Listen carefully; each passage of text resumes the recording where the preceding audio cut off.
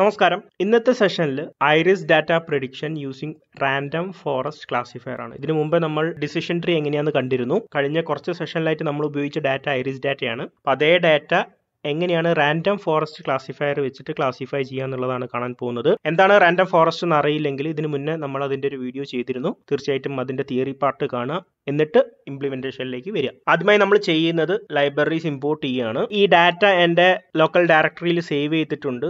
അതുകൊണ്ട് ആ ഡാറ്റയെ ഞാൻ പാണ്ടാസ് ഉപയോഗിച്ച് റീഡ് ചെയ്യുന്നു. നിങ്ങൾക്ക് ഈ കോഡും ഇതിനുപയോഗിച്ച ഡാറ്റാ സെറ്റും ഡിസ്ക്രിപ്ഷൻ ബോക്സിൽ അവൈലബിൾ ആണ്. നിങ്ങൾക്ക് തന്നെ ഡൗൺലോഡ് ചെയ്തിട്ട് സ്വന്തമായിട്ടൊന്ന് ചെയ്ത് നോക്കാവുന്നതേ ഉള്ളൂ. പാണ്ടാസ് ആകൊണ്ട് തന്നെ ഹെഡ് എന്നുള്ള മെത്തേഡ് ഉപയോഗിച്ചിട്ട് ആദ്യത്തെ 10 റോ നമുക്ക് വിഷ്വലൈസ് ചെയ്യാം. ഈ ഡാറ്റ വളരെ ഫെമിലിയർ ആണ്. കുറച്ചു കാലമായിട്ട് നമ്മൾ പറഞ്ഞുകൊണ്ടിരിക്കുന്ന അതേ ഡാറ്റയാണ്. അതുകൊണ്ട് വലിയ വ്യത്യാസമൊന്നും വന്നിട്ടില്ല. അതുകൊണ്ട് ഞാൻ ഈ പാണ്ടാസിന്റെ ഫീച്ചറിലേക്കൊന്നും പോകുന്നില്ല. പാണ്ടാസിന് വേണ്ടി ഡെഡിക്കേറ്റഡ് ആയിട്ട് നമ്മൾ സെഷൻ ചെയ്തതാണ്. ഇതെല്ലാം അവിടെ കവർ ചെയ്തതുമാണ്. സോ റിപ്പീറ്റ് ചെയ്യുന്നില്ല. ഡാറ്റ വിഷ്വലൈസ് ചെയ്യാൻ വേണ്ടിയിട്ട് ഞാൻ സീബോൺ ഉപയോഗിച്ചിട്ടുണ്ട്. സീബോണിനെ കുറിച്ച് നമ്മൾ ഡെഡിക്കേറ്റഡ് ആയിട്ട് ഒരു സെഷൻ ചെയ്തതാണ്. സീബോണിൽ ഒരുപാട് അഡ്വാൻറ്റേജസ് ഉണ്ട് ഡാറ്റ പ്ലോട്ട് ചെയ്യുന്ന സമയത്ത്. ഇപ്പോൾ ഈ ഒരു കേസിൽ തന്നെ ഇവിടെ നമ്മൾ 2 പാരാമീറ്റേഴ്സ് തമ്മിലുള്ളൊരു ഗ്രാഫാണ് പ്ലോട്ട് ചെയ്തിരിക്കുന്നത്. സ്കാറ്റർ ഡയഗ്രാം ആണ്. ഇതിൽ ബ്ലൂ കളറിൽ കാണുന്നതാണ് സെറ്റോസ, ഓറഞ്ച് വേഴ്സിക്കളർ ആൻഡ് ഗ്രീൻ വെർജിനിക്ക. ഈ ഒരു പ്ലോട്ട് കാണുമ്പോൾ തന്നെ നമുക്ക് അറിയാം സെറ്റോസ എന്ന് പറയുന്ന വെറൈറ്റി വളരെ സെപ്പറേറ്റഡ് ആണ് മറ്റ് 2 ഡാറ്റയിൽ നിന്നുള്ളത് വളരെ കൃത്യമായിട്ട് തന്നെ നമുക്ക് മനസ്സിലാക്കാനായിട്ട് സാധിക്കും. ഇവിടെ ഉപയോഗിച്ചിരിക്കുന്ന പാരാമീറ്റേഴ്സ് സെപ്പൽ വിഡ്ത്തും സെപ്പൽ ലെങ്ത്തും ആണ്. നിങ്ങൾ പെയർ പ്ലോട്ട് ഉപയോഗിക്കുകയാണെങ്കിൽ എല്ലാതരം കോമ്പിനേഷൻസും കിട്ടും. അതുകൊണ്ടാണ് താഴെ നിങ്ങൾക്ക് 16 ഗ്രാഫ് കാണാം. എല്ലാ ഫീച്ചേഴ്സും തമ്മിലുള്ള കോമ്പിനേഷൻസ് ആണ് പ്ലോട്ട് ചെയ്തിരിക്കുന്നത്. അപ്പോൾ ഈ ഒരു ഡിസ്ട്രിബ്യൂഷൻ തന്നെ ഡാറ്റ എങ്ങനെയാണ് ഇരിക്കുന്നതെന്ന് നമുക്ക് മനസ്സിലാക്കാനായിട്ട് സാധിക്കും. അടുത്തത് ബിൽഡ് ചെയ്യാണ് ക്ലാസിഫിക്കേഷൻ മോഡൽ. മുന്നേ ചെയ്ത അതേ സ്റ്റെപ്സ് തന്നെയാണ്. ഇവിടെ ആകെ വ്യത്യാസം വരുന്നത് ഇവിടെ ഇമ്പോർട്ട് ചെയ്യുന്നത് റാൻഡം ഫോറസ്റ്റ് ക്ലാസിഫയർ ആണ്. അതുപോലെ തന്നെ നിങ്ങൾ ക്ലാസിഫയർ വിളിക്കുന്ന സമയത്ത് നിങ്ങൾ വിളിക്കേണ്ടത് റാൻഡം ഫോറസ്റ്റ് ക്ലാസിഫയർ ആണ്. ബാക്കി എല്ലാ സ്റ്റെപ്സും സെയിം ആണ്. അതുകൊണ്ട് ഡീറ്റെയിലേക്ക് പോകുന്നില്ല. ആദ്യത്തെ സ്റ്റെപ്പ് എന്ന് പറയുന്നത് നമ്മൾ എക്സ് വൈ വേരിയബിൾസിനെ സെപ്പറേറ്റ് ചെയ്യുന്നു. എക്സ് ആണ് നിങ്ങളുടെ ഫീച്ചേഴ്സ്, വൈ ആണ് നിങ്ങളുടെ ടാർഗറ്റ്. പിന്നീട് ട്രെയിൻ ടെസ്റ്റ് സ്പ്ലിറ്റ് ചെയ്യുന്നു.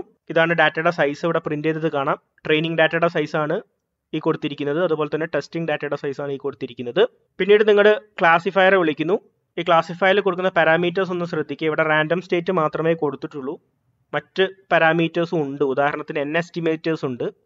ഇത് എത്ര ട്രീസ് നിങ്ങളുടെ റാൻഡം ഫോറസ്റ്റ് അൽഗോരിതത്തിൽ വേണം എന്ന് ഡിഫൈൻ ചെയ്യുന്ന ഒരു പാരാമീറ്റർ ആണ്. ഈ പാരാമീറ്റർ നമ്മൾ ഡിഫൈൻ ചെയ്തിട്ടില്ല. അതുകൊണ്ട് തന്നെ ഡീഫോൾട്ട് എടുക്കുന്നു. ഡീഫോൾട്ട് 100 ആണ്.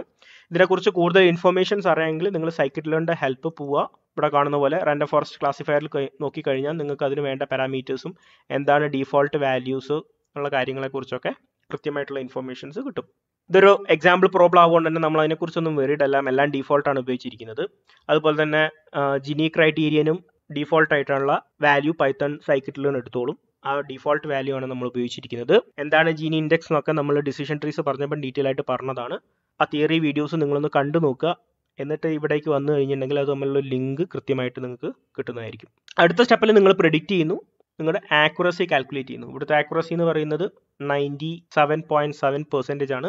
നിങ്ങൾ മുന്നുള്ള അൽഗോരിതംസ് ഒക്കെ വെച്ചിട്ടൊന്ന് നോക്കി നോക്കാം ഏതാണ് കൂടുതൽ ആക്യുറേറ്റ് ആയിട്ട് വരുന്നത്.